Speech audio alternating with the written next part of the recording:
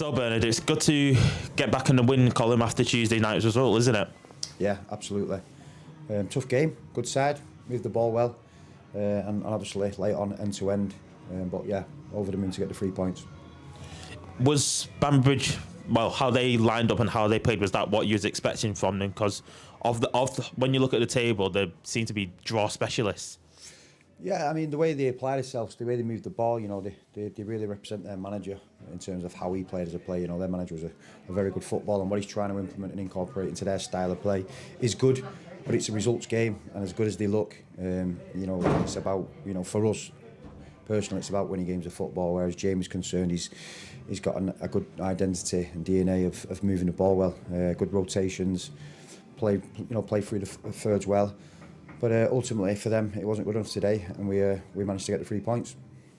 What stood out for you on our aspect in terms of performances and what looked good? I thought the first half was flat. I thought it was a game of football where it looked like we'd got a little bit complacent and just expected to turn up and win. However, that 15 minutes at our time is imperative, and we spoke about getting a reaction, and certainly I thought the urgency second half was much better than the first. I was going to say, that was evident to see. They looked like they was on the front foot, didn't want to take the foot off the gas.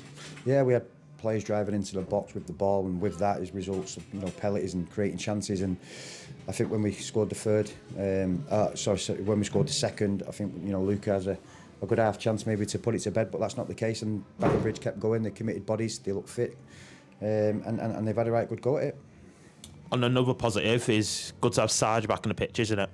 Yeah, all of a sudden you look on the injury board and you look at dates when you know, we believe they're back, and it starts to look good for us again. We've just gone through a grey area of, people will say, performance levels have dropped.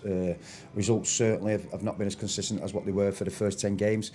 But, you know, 18 games in, 15 wins, you know, we'd have snatched your hand off for that. And we believe there's loads more to come from this squad.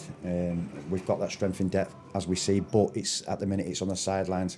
So over the next 10, 14 days, you know, we're hoping to be back at least 95% back, full strength, and hopefully have a couple more wins to our column. Obviously, we've got the week break before our next game, the trip to Guiseley. What are you going to make in terms of preparation for that? Well, we'll look back at the game, and you know, most managers say that we'll look back, we'll see where it went wrong. At the end of the day, we've won 3-2 at home in front of a good crowd. There's little concerns for us. You know, we don't keep clean sheets. We play expansive football. We commit loads of bodies, and we've always said, we've stood here and said we will concede goals. But I think the first one's very soft.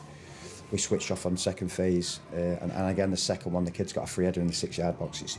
I'm not going to stand there and say it's not acceptable, because it happens at the top level, but we need to learn quickly, because as you see Tuesday night's game, you know, we had chance after chance and we should have put the game to bed, but we didn't. And then one stupid mistake, who switched off, and we concede a penalty and lose the game. And obviously we've backed that up today in terms of decision making and silly little mistakes which have cost us, but not cost us the game.